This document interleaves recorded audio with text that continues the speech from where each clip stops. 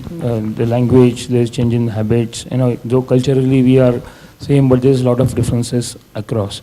The way we speak Marathi in Mumbai and the way we speak Marathi in Pune, there is a significant difference. So obviously all this is going to change your habits, your buying habits. But then how we define India and how we define Bharat. So if you define, say, India as basically urban population with exposure to technology, access to various opportunities, and then if you define rural Bharat as a rural India with lack of these opportunities or technology, then I say that the rural India or Bharat exists even in the India, that is urban market. So in fact, apart from Bultana, I have a number of clients, including Ritesh. So I cannot speak against bank or I cannot sing in favor of Credit Cooperative Society. But then, we are into even a space called domestic remittance, which is quite similar to Vodafone, M-Pesa or Airtel Money in the same vertical space. So when I'm moving around in Mumbai, other day I was in a place called Nalasopara, which is about 20 kilometers away from Borivali. So it is like part of Mumbai. And then when I was going and meeting my customers, service points, agents, I went to one cow shed, and this guy was sitting in a cow shed and doing a remittance transaction from Mumbai to rural part. And then I was sitting in a cow shed and I was treated with the cow milk and all. So for a few seconds, I didn't realize whether I'm in Mumbai or some rural part. So basically it's how we define. But looking at this particular space, that we can say, that India is basically a different ecosystem and Bharat is another different ecosystem. But fortunately, because of technology, like Ritesh rightly put, the gap between India and Bharat is quickly diminishing. When we started mobility applications about 5 years back, the response and basically the training needs then and the training needs today, it's significantly different. Today I can start a mobile enterprise solution without actually visiting the location because the awareness of the technology is widespread. So we can just do an OTA, over the air transfer of an application and give some guidelines on the phone, and you can easily implement the application. Thanks. I think so. What Sandeep just shed some light, and when you mentioned about language changes and all. So for thousands of years, we were an agriculture selling country. We sold our agriculture was our mainstream.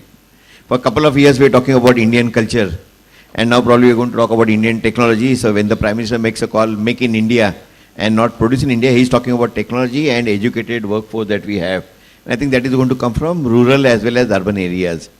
And earlier in his speech, Mr. Mathur mentioned that the banking penetration in the rural areas is probably about 22,000 people. Now, I mean, these numbers will always, the density of people per kilometer is very low in that area.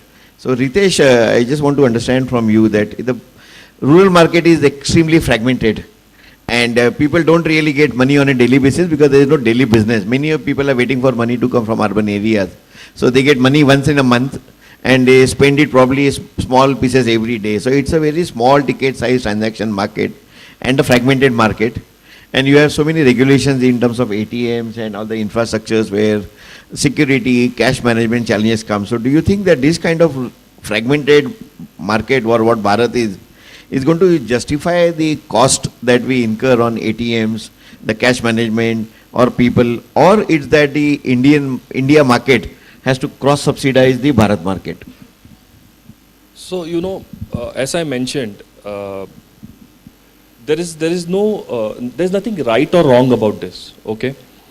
Point being, banks were always in a dilemma.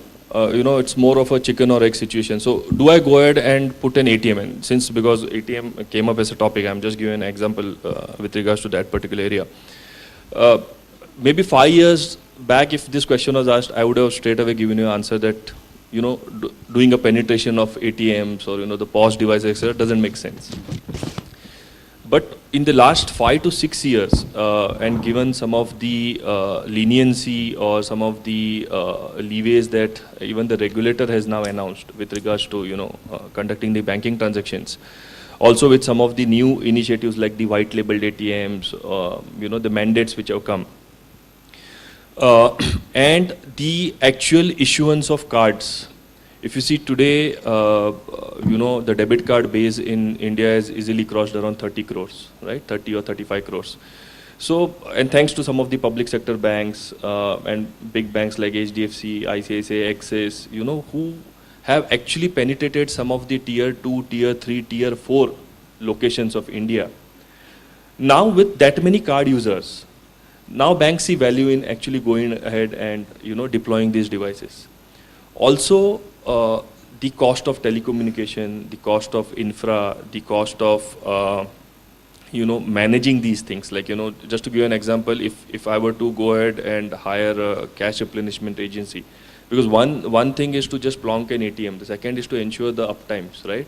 I need to have the cash in place. I need to have the service levels managed. I need to have, the VSAT connections in place, all of that. I mean, if VSAT is not feasible, I need an alternative, which would be a CDMA or a GPRS kind of an uptime. So now there is a balance. Now people know, okay, even if I put in this particular location, and with all the RBI MISs which are coming, thanks to, again, all the banks contributing their part of numbers,